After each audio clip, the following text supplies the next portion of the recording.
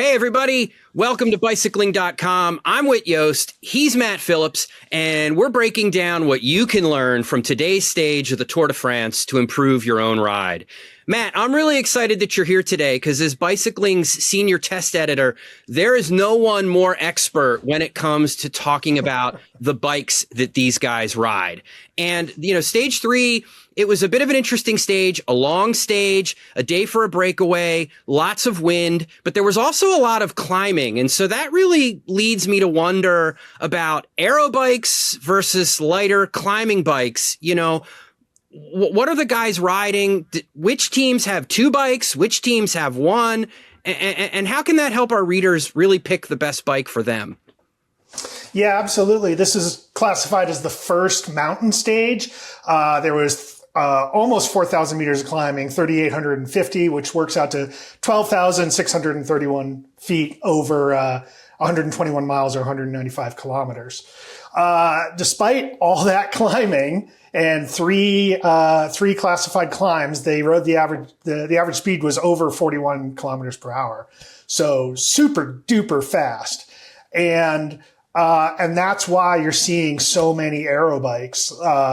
Even teams that have 2 bikes, like a light bike or an all-arounder and an aero bike, are on the aero bike. You saw that with Visma Lease bike. You saw that with UAE. They both have the light bikes. It's Colnago has the V5 RS or the Y1 RS, and the whole team, including today's winner, Tadej, were on the aero bike. And this, there's a couple reasons for that. Number one, they are going so fast. I mean, we saw in that final part of the 1K to go, I looked and they were doing 20 miles an hour uphill. Yeah. So they are going into a headwind.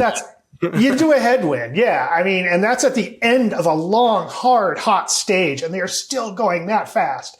And, so they're using the aero bike. They got the aero apparel, the aero helmet, the aero shoes, everything, because they are going that fast. And, at that, the other thing I want to point out is because falls under the UCI regulations, the thing you have to remember about their equipment choice is they're not really going with, do I use a heavier aero bike or a lighter climbing bike? The difference is between, do I use a 14.9 pound, all-arounder bike or a 14.9 pound aero bike. And when it's basically the same weight because of the way they build them, yeah, you're going to use the aero bike. It's just faster. So that's why you're seeing so many, even teams that have, the all-arounder bikes. Bahrain Victorious has a new all-arounder Specialissima this year. Brand new, looks good. Yep. But I watched the break and they're still on the aero bike, the Ultra, because, even that bike isn't even supposed to be particularly aero, and they're still using it because it's a better choice for getting in the breakaway, and, just the speeds is just the more aero bike. So I guess what I'm hearing is that the pros are using these aero bikes even when they're climbing because of how fast they're going. Absolutely. Now, but what about folks like us and our readers? I mean, every year I watch the Tour, and I'm actually thinking about getting a new bike for myself at some point. And I watch the Tour and I'm, I want that one, or I like that one, or I like that one. But here's the thing. I'm not going as fast as Tour de France professionals are. So how do I decide which of these bikes and which of these options might be best for me and folks watching at home? Yeah. So the thing to remember about aerodynamics is you are always fighting the wind. If there is a headwind, that means your effective speed is even faster.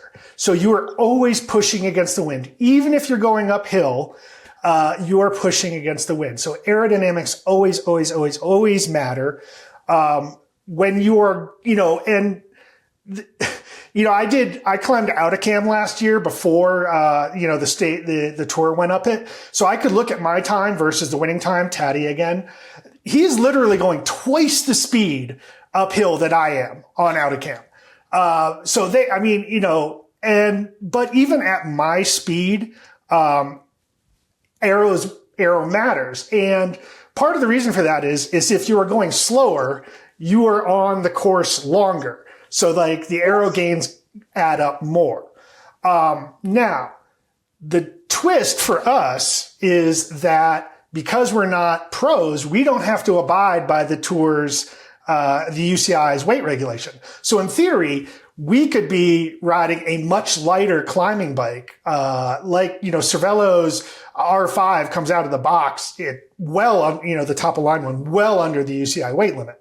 So then it's be like, well, if I can ride the much lighter bike, does it then make a speed on the climb? And yes, but if you only take the time from the very bottom of a steep climb to the very top, the light bike, significantly lighter bike, might be faster.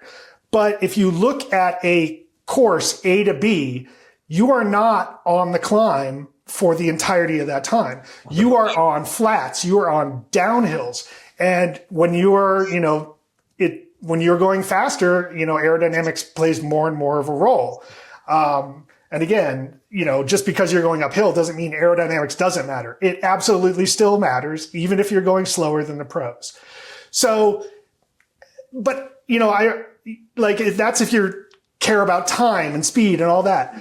At the end of the day, you and I, we can just ride the bike, whatever bike we want, for whatever reason we want.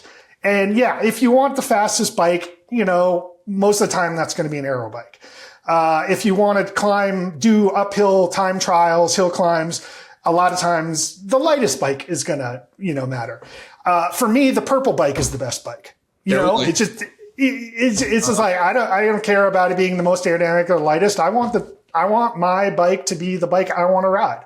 So it sounds like a lot of it comes down to, the bike that kind of calls you, also the kind of riding that you're going to do, which part of that depends on where you live, But then, of course, we also have a lot of bikes now, like the new Tarmac from Specialized that was just released, that to me seem to offer the best of both worlds, Specialized riders at the tour, they're running the Tarmac and that's it. Their choice is between the Tarmac and the Tarmac. Or the Tarmac. A lot of those brands are just shifting to a one bike all-arounder. Yeah. And, so it's like it's both light and aerodynamic. I mean, it used to be like you could have a climbing bike or an aero bike, and like the climbing bike was light and rode nice, and the aero bike was heavy and rode poorly. Yeah. Now you have these all-arounders that are both light and aero. And if you, believe the data, Specialized says that their new SL9 is faster than the pure aero bikes, because it's almost is as aerodynamic, even though it doesn't look as crazy aerodynamic, but is lighter. So if you look at a whole stage with uphills and downhills, you start adding up the weight advantage and certain, you get a weight advantage on certain parts of the climbs, but no real speed advantage, deficit on the flatter parts of the downhills because it is very aerodynamic. So those one bike all-arounders are amazing. And it's like, if you want to make your life simple, just get, one of those one bike all-arounders and, you're going to have an amazing bike that does everything well. I mean, the King of the Mountains today was on the EF team, and they only have one bike. They have that new Cannondale Super 6 Evo all-arounder, and it's like, it's fast uphill, it's fast downhill, it's fast on the flats, and it rides great too. And that's the great thing about these all-arounders is you sort of like, you don't have to make a choice. You just get a great bike. That's awesome. Well, Matt, thanks so much for joining us today. Again, for Matt, I'm Whit Yost. Keep it pinned right here to bicycling.com for more tips from the Tour de France that you can apply on your rides at home. Have a great one.